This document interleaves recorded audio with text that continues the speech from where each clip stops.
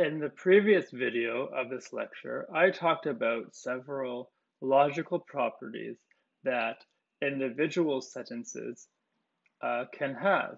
And these were the properties of necessary truth or logical truth, necessary falsehood or logical contradiction, and contingency.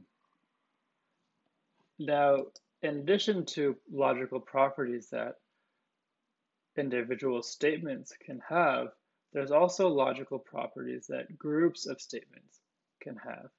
And in fact, the notion of validity, which we've already talked about a lot, is the central logical notion that applies to groups of statements. And specifically, when we talk about whether an argument is valid or not, an argument is really a group of statements where some of these statements are the premises, and then there is a conclusion as the final of these statements. So when we talk about an argument being valid or not, we're talking about a logical property that this group of statements has that make up the argument. And now, as a review about the notion of validity, here is the first definition that we can give. So an argument is valid just in case it is logically necessary that if all of the premises are true, then the conclusion is true. So that's to say that if all the premises are true, then the conclusion must be as a matter of logic. An equivalent way of putting this definition I have in definition 2 here, which is that an argument is valid just in case it is logically impossible that all the premises are true and the conclusion is false. Now, one small thing to note about the way that I've stated these definitions is that here, when I'm giving the definition of validity, I say an argument is valid just in case the following things hold. Now, a similar way, or another way of putting just in case, which is common for philosophers and mathematicians, is to write if and only if. Or furthermore, this if and only if is sometimes abbreviated to just a kind of acronym of IFF. So in stating the definitions of things, so for instance here, in stating the definition of validity, we can put it casually as just in case, but we can also put it a bit more technically as if and only if. And so this is something that I will do sometimes with this course, in which you will also see frequently done by philosophers and mathematicians.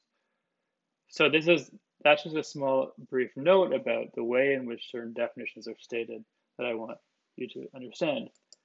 But to return to the actual topic here, which is the definition of validity, here are two equivalent ways of understanding what validity means, what it means to say that a group of statements which make up an argument is valid. And again, the central way of stating this is that it's logically necessary that if all the premises are true, then the conclusion must be. So just to repeat something which I have stressed already, but which is crucial for you to understand the notion of validity, is that whether or not an argument is valid does not depend on whether or not the premises or conclusion are in fact true or false. Rather, what matters for validity is that if the premises are true, then the conclusion is also true. Or another way of putting that is that the argument is valid if and only if it's logically impossible for there to be a case in which all of the premises are true and the conclusion is false. So an equivalent way of talking about validity is the notion of logical entailment. So instead of talking about whether an argument is valid or not, we can talk about whether a collection of statements, psi 1 to psi n, logically entail some other statement psi. And what it means for certain statements to logically entail another one is just for if you take the statements psi1 to psi-n as a premises and you make psi the conclusion of an argument, that argument is valid. Which is to say, when we talk about a collection of statements psi1 to psi-n logically entailing some other one, psi, what we mean is just that if all of these statements psi1 to psi-n are true, then psi must be true. And some other terminology we use instead of logical entailment or validity as we talk about psi following from or logically following from statements psi1 to psi-n. We also say that psi is a consequence or a logical consequence of psi1 to psi-n, and I think that's the terminology from the readings for last week. And furthermore, note that if this collection of statements actually just contains a single statement, then we can say that the statement psi1 entails psi. Okay, so we can talk about a single statement, psi1 entailing another one. And what that means is just that if the first sentence is true, then as a matter of logic, the other one must be. So to say that a sentence psi1 entails a sentence psi is to say that if psi1 is true, then as a matter of logic, psi must be as well. So just to summarize, there's notions of validity that applies to arguments, and the notion of entailment, which relates groups of sentences to a single sentence, as well as the notion of following from or consequence.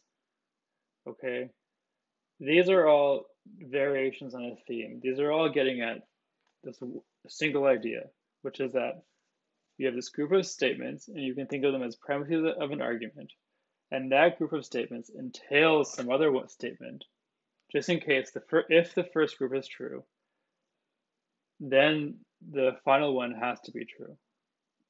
Okay, so that idea of a conditional idea that if certain statements are true, then this other one has to be, as a matter of logic. And whether you state that in terms of the validity of an argument, or certain statements entailing another one, or following from, or consequence, these are all hitting on this one fundamental idea, which is the central notion that our logic will capture. And again, this should be mostly a review, because over the past couple lectures, I've been really stressing this notion of validity or entailment. And we will definitely return to this in the next few weeks. But I want to conclude this lecture by talking about a few other logical ideas. And while they're not as central as validity or entailment, they still are very important, and we also will return to these with the tools of our formal logic. So the first of these other notions is that of equivalence, or a logical equivalence. So the definition of that is that two statements, psi and psi prime, are logically equivalent if and only if psi entails psi prime and psi prime entails psi. So that is to say that when you have two statements which entail each other, then those two statements are logically equivalent. So the notion of equivalence builds on our notion of entailment. So for a sentence psi1 to entail a sentence psi is for if psi1 to be true, then psi must be as well.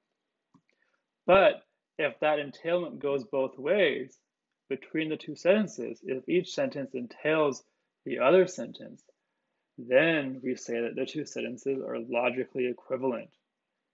If one is true, then the other must be, and vice versa. So the idea of two sentences being logically equivalent is important and builds on the fundamental notion of one sentence entailing another. So here are a few more logical properties that can bind together two statements.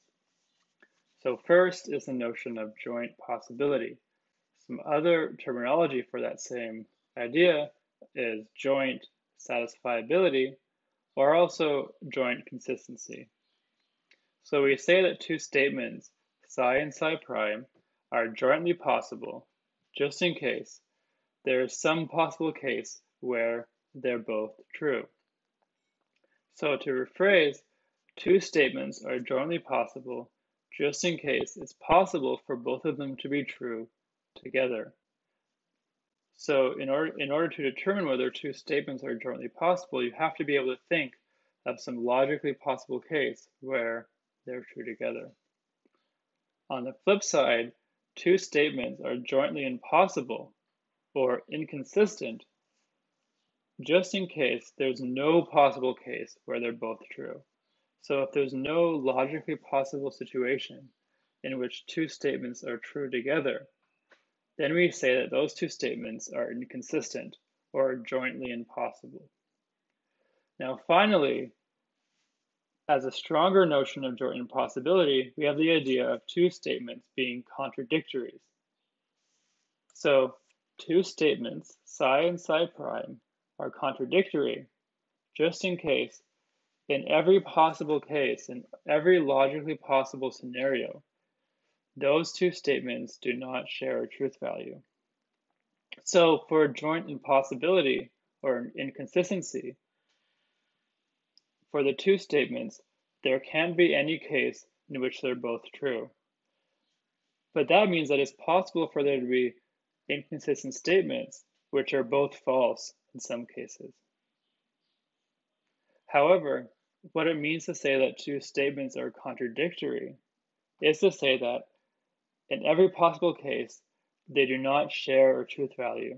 So in every logically possible case, these contradictory statements are neither both true nor both false.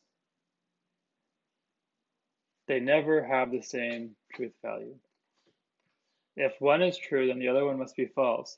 And if one is false, then the other one must be true. So these three notions of joint possibility, joint impossibility, and contradictoriness will be ones which we also return to that we can capture with our formal logic. So in the remainder of this lecture, I will go over some simple exercises that will test our understanding of validity. So let's return, or let's recall to our thoughts the notion of validity, which we reviewed at the beginning of this lecture. And now let's work through some questions about how validity works. So first, could there be a valid argument that has one false premise and one true premise? So I want you to think for a moment, is it possible for a valid argument to have one false premise and one true premise? Now the answer to this question is that yes, it is possible, because as I noted, for an argument to be valid is just to say that if all the premises are true, then the conclusion must be. And it's entirely possible that it can be true that if the premises are true, then the conclusion must be, while some of the premises are in fact false and some are in fact true. So the answer is that yes, there could be a valid argument with one false premise and one true premise. Now, could there be a valid argument that has only false premises? The answer to this question is very similar to the first one, which is that yes, it is possible for there to be an argument that has only false premises. And that again is because for an argument to be valid just means that on the assumption that all the premises are true, the conclusion must be. And that does not require that the premises all be in fact true. It's entirely possible for all of the premises to be false, but nonetheless, if the premises are true, then the conclusion must be. So it is possible for there to be an argument that has only false premises. Now, could there be a valid argument with only false premises and a false conclusion? So is it possible for there to be a valid argument in which all the premises are false and also the conclusion is in fact false? Now again, the answer to this question is very similar to the earlier ones, which is that yes, it is possible for there to be a valid argument with only false premises and also a false conclusion, because again, all that validity says is that if the premises are true, then the conclusion must be as well. And that is independent of whether all of the premises and the conclusion are in fact false.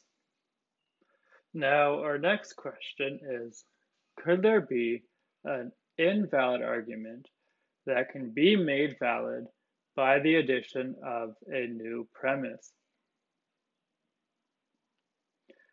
The answer to this is that yes.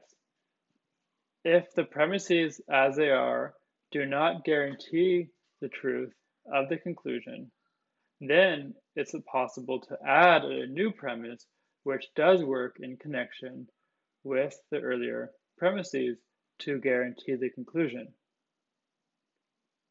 So one simple way of doing that is that you can add as a new premise a conditional, where the antecedent of the conditional is the earlier premises and the consequent of the conditional is the conclusion of the argument. And if you add as a premise a conditional which explicitly links the earlier premises and the conclusion, then what you have is a valid argument. Because if the premises are true, and if that conditional is true, then the conclusion must be. Now finally, could there be a valid argument that can be made invalid by the addition of a new premise? Now the answer to this one is that no, there is not. Because if the premises you already have guarantee the truth of the conclusion, then adding more information will not stop those premises from guaranteeing the truth of the conclusion. One way that might come to mind of creating an invalid argument from a valid one is the possibility of adding a new premise which contradicts an earlier premise. In that case, you would have the premises would involve a contradiction. However, as we saw in the previous lecture, if you have an argument with a contradiction as a premise, then in fact that argument is valid. Because if it's impossible for the premises to be true, it's impossible for the premises to be true and the conclusion false. So actually having an argument with a contradiction as a premises is still valid. So hopefully you've seen many examples already in the exercises of different particular arguments which are either valid or not. So hopefully some of these ideas that I'm talking about in terms of validity aren't quite so abstract, and there's examples that you can bring to mind. In any case, next week, next lecture at the beginning of next week, we'll actually begin developing the formal system that will eventually be able to let us capture in a precise way this notion of validity that we've been talking so much about, and as well as the other logical notions which I mentioned in this lecture.